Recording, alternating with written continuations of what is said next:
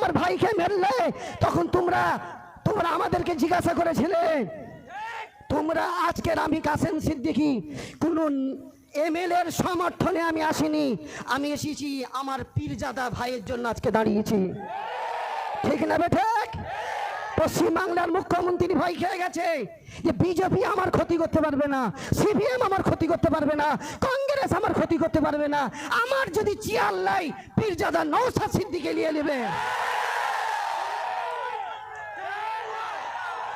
আর একটা তকবীর দিবেন, তকবীর দিবেন।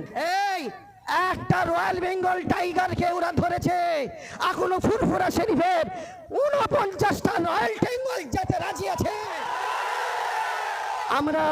আমরা পার্টিকে সমর্থন করি না, আমরা পার্টিকে সমর্থন করি না।